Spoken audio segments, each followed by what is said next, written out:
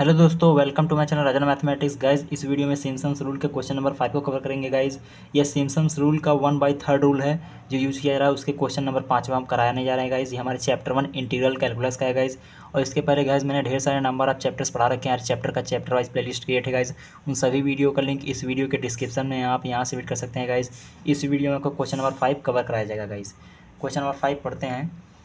Question number 5 कह रहा है इवेल्युएट इंटीग्रेशन -1 to 1 ब्रैकेट में 2x² + 1 dx using Simpson's 1/3 rule with n is equal to 2।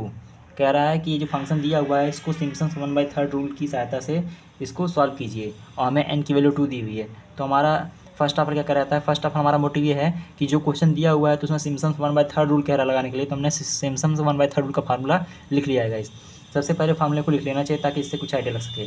अब मैंने फार्मूले को लिख लिया है। जब इससे आइडिया लग जाएगा कौन कौन सी वैल्यू में ज़रूरत है, उसी के अनुसार उसको सॉल्व करेंगे। गाइस, तो फार्मूला हमारा कुछ इस तरीके से है, integration a to b y dx। y जो है यहाँ पर गाइस, y जो होता है एफ ऑफ एक्स यानी फंक्शन ऑफ एक्स के इक्वल होता है। यहाँ पर मैंने y लेके सॉल्व किया, आप एफ ऑफ एक्स लेके भी सॉल्व कर सकते हैं, इससे कोई दिक्कत नहीं है। तो integration a to b y dx is equal to होता है h/3 ब्रैकेट में integration a to b y dx is equal to h/3 bracket में y0 प्लस yn प्लस का 4 ब्रैकेट में y1 plus y3 plus y5 plus y7 plus up to yn-1। यहाँ पर आप guys notice किए होंगे, यहाँ पर जो टर्म्स आ रहे हैं वो हमारे और टर्म्स आ रहे हैं। 1 आ रहा है, 3 आ रहा है, 5 आ रहा है, 7 आ रहा है, इस तरीके से आ रहा है।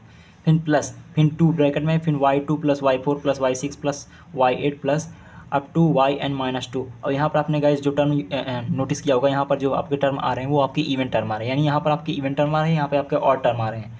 गाइज ठीक है, अब यहाँ पर क्या करना है, फर्स्ट ऑफ ऑल हमें h की वैल्यू निकाल लेनी है। ठीक है, ये हमारा फार्मूला है कुछ इस तरीके से। यहाँ पर h का फार्मूला होता है b - a/n। इसमें हम वैल्यू पुट करेंगे तो हमें h की वैल्यू मिल जाएगी इस फार्मूले में। ठीक है, तो हमें h की वैल्यू निकालनी है।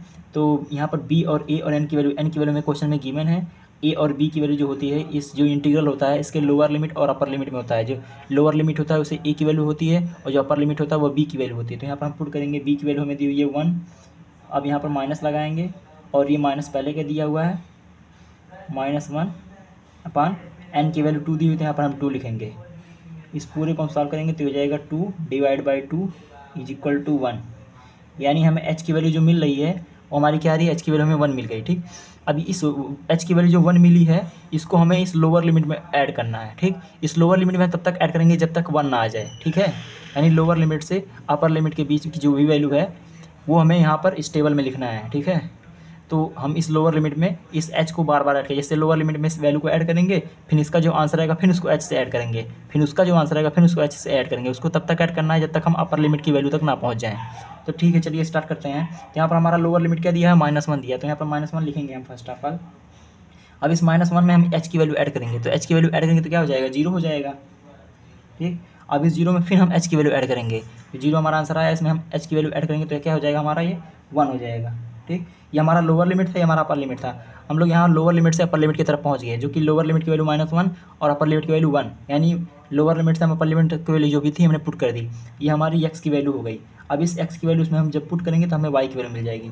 तो चलिए पुट करते हैं। यहाँ पर x की वैल्यू दी है -1 यहाँ पर हम पुट करेंगे तो यहाँ पर हमें क्या मिल जाएगा, y की वैल्यू हमें यहाँ पर 3 मिल जाएगी। ठीक, फिर यहाँ पर x की वैल्यू 0 दी है, 0 यहाँ पर हम पुट करेंगे तो y की वैल्यू हमें क्या मिल जाएगा, 1 मिल जाएगा। फिर यहाँ पर x की वैल्यू 1 दी हुई है, इस 1 को यहाँ पर हम पुट करेंगे तो हमें y की वैल्यू क्या मिल जाएगी, यहाँ पर y की वैल्यू हमें 3 मिल जाएगी। ठीक, अब यहाँ पर हमें टेबल मिल गया।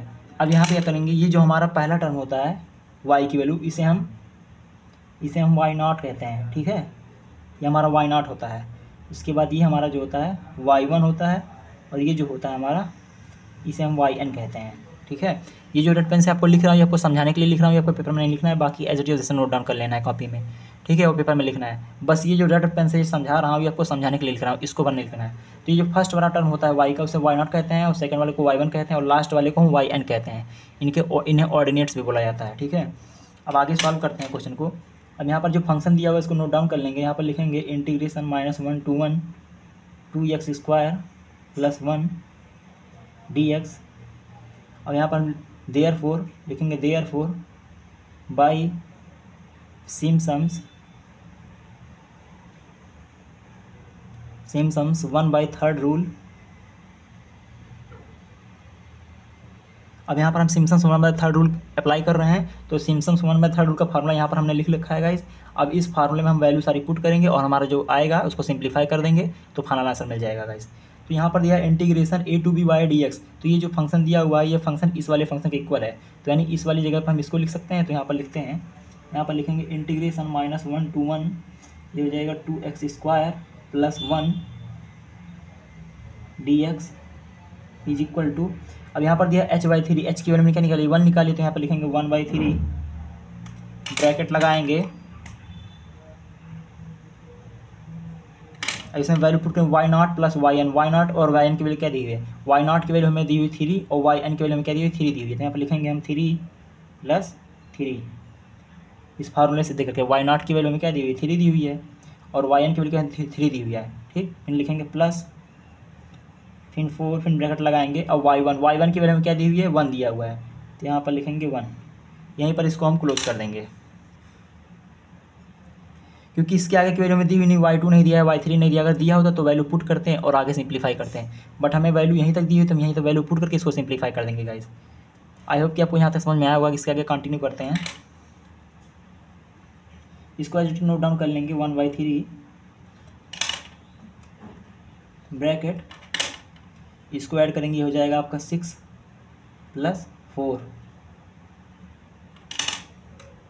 सॉल्व करते हैं और इस वैल्यू को पूरा एडिशन नोट डाउन कर लेते हैं, हो जाएगा इंटीग्रेशन -1 to 1 2x² + 1 dx